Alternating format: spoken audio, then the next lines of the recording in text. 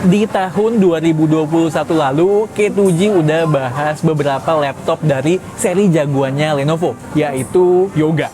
Lenovo Yoga Slim 7i udah, terus Lenovo Yoga 9i, si keren itu juga udah. Nah, yang hari ini kita mau bahas adalah Lenovo Yoga 7i. Laptop premium dari Lenovo yang satu ini memang bukan laptop yang baru-baru banget ya, tapi masih tetap relevan buat kalian yang nyari laptop bisnis dengan fleksibilitas tinggi ala laptop convertible dan juga mempunyai jeroan yang mumpuni. By the way, jangan lupa subscribe channel kami atau like dan dislike di akhir video. Let's go!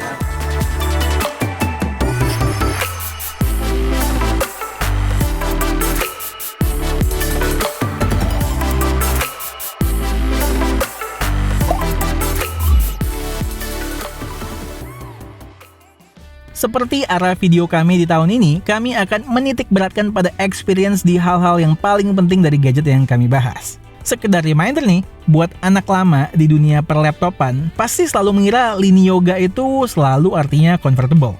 Ya dulu sih begitu, tapi sekarang enggak. Contohnya Slim 7i yang waktu itu kita review. Nah, kalau yang Yoga 7i ini bisa lipat punya bro. Jualan utamanya justru fleksibilitasnya. Bisa jadi laptop biasa, stand mode, tent mode, atau mode tablet. Kita masuk ke desainnya dulu deh. Looknya berkelas banget. Unit review gue ini warnanya dark moss. Kayak dark gold mocha gitu deh warnanya. Bodi utamanya matte sandblasted bertekstur smooth dengan chassis yang terbuat dari aluminium. Kalau dibandingkan dengan Yoga Slim 7i yang udah pernah kita review, Yoga 7i ini lebih berat dan lebih tebal. Tapi ya nggak setebal laptop gaming, santai. Sekitar 15,5 sampai 17,5 mm lah. Seperti yang kalian bisa lihat, masih termasuk tipis. Mungkin karena material aluminiumnya ya, jadi soal berat ini cukup berasa. Terutama ketika kita lagi pakai dalam mode tablet, dan coba menopang beratnya dengan setangan. Pegel bro, megang barang 1,43 kilo kayak begini. Overall looknya gue suka banget. Simple, minimalis, tanpa aksen-aksen yang nggak perlu. Berkelas. Di bagian belakang laptop, ada airflow grill besar memanjang dan di bawah ada grill ventilasi. So far dengan penggunaan gue, cooling sistemnya bekerja cukup baik. Di sebelah kiri dan kanan ada port yang gue rada bingung kenapa ikutan minimalis ya. Cuman ada 2 port USB-C, jack 3,5 mm, dan 1 port USB-A yang ditemani dengan tombol power di kanan. Port USB-C-nya udah Thunderbolt 4 ya, yang bisa dipakai untuk external display karena udah support DisplayPort 1.4. Dan juga buat charging, karena udah support Power Delivery 3.0. Untuk wireless connectivity options, udah include Wi-Fi 6 dan Bluetooth 5. Ketika dibuka, kita disambut dengan keyboardnya yang tidak dilengkapi dengan numpad atau tombol angka khusus. Ya, menurut gue sih ini enak banget buat dipakai ngetik. Keyboardnya juga udah ada 2-stage backlight yang bakal membantu ketika mengetik di pencahayaan yang kurang bagus. Nyala matiinnya dengan kombinasi key function dan spacebar. Di kiri dan kanan keyboard terdapat stereo speaker yang udah mendukung Dolby Atmos. Tips dari gue, selalu nyalain opsi Dolby Atmos-nya di aplikasi Dolby-nya. Karena perbedaan suaranya berasa banget. Dan pilih mode suara yang sesuai ya. Dynamic itu suaranya kenceng, cuman menurut gue kurang cocok buat dengerin musik. Jelas lebih enak mode musiknya. Begitu juga ketika nonton. Manually pindahin ke mode movie untuk mendapatkan staging yang lebih luas. Dengerin nih.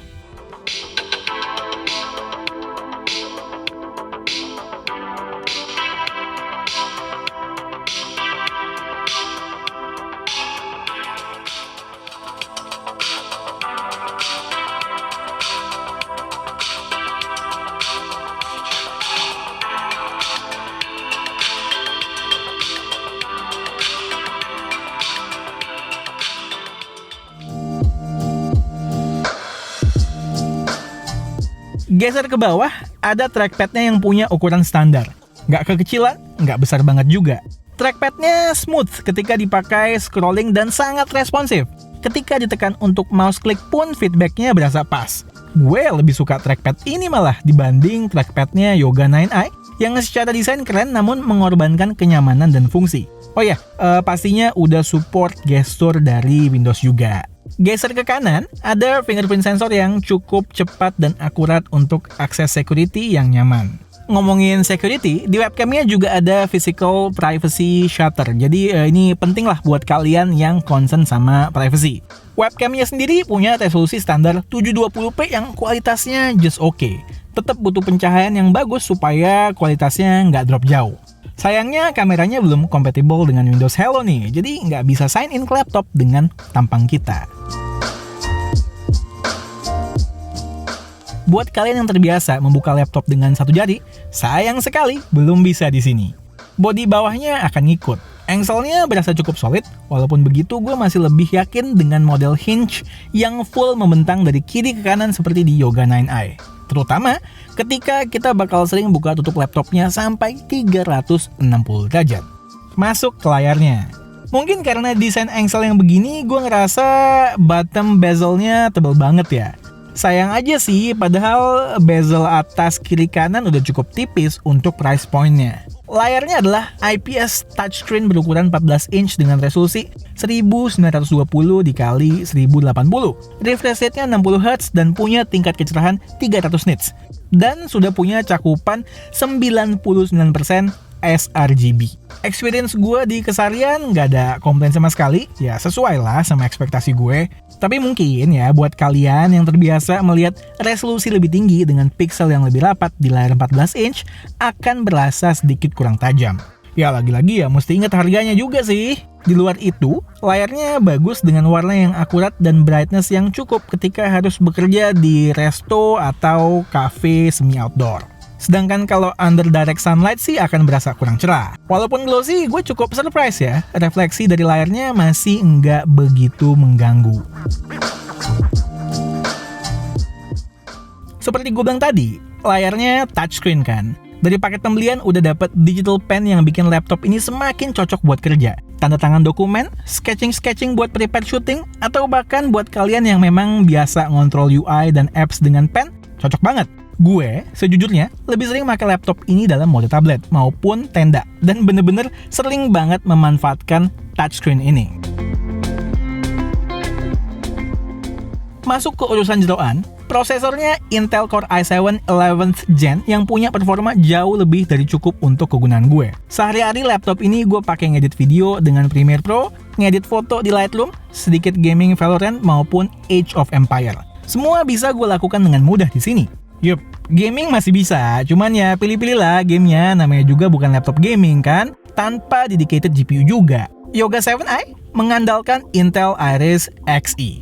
Main Valorant dengan settingan rata kanan bisa dapat 80 fps. Main Age of Empire bisa dapat 21 fps dengan settingan maksimal. Kalau mau nyaman main Age of Empire, turunin aja settingan grafiknya ke low dengan resolusi Full HD. Intinya soal performa ini, ya udah inline lah dengan banyak laptop Intel Core i7 11th Gen yang udah pernah kita coba. Untuk multitasking pun no problem at all dengan 16GB RAM-nya. Banyak nyimpen konten maupun materi video yang gede-gede, ya nggak ada masalah juga karena internal storage-nya udah 1TB SSD M2 yang punya speed read dan write kenceng.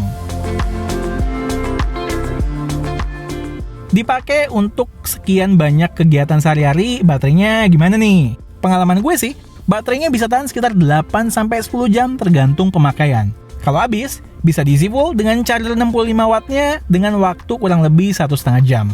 Sebagai tambahan, out of the box memang masih memakai Windows 10 ya. Tapi gue udah upgrade nih ke Windows 11 dan semuanya berjalan lancar. Oh ya, Lenovo Yoga 7i sudah termasuk Microsoft Office Home and Student 2019. Asli dan berlaku seumur hidup. Oke, Lenovo Yoga 7i. Seperti yang gue bilang tadi, laptop seperti ini selalu jelas target marketnya siapa. Secara punya positioning yang premium, fleksibilitas yang ditawarkan oleh laptop ini dengan berbagai modenya, ada mode laptop, mode stand, mode tenda, dan juga mode tablet, membuat itu kegunaannya sangat luas dan juga sangat-sangat fleksibel digunakan di berbagai situasi dan kondisi. Overall, gue suka banget sama laptop yang satu ini. Buat kalian yang tertarik, bisa langsung kunjungi Lenovo Official atau Authorized Store terdekat, atau ya kalau mau gampang langsung aja klik link yang udah gue taruh di deskripsi. Oke, sekian aja video dari gue kali ini. Gue Satish, and this is K2G. Tunggu racun-racun kami yang berikutnya. Bye guys.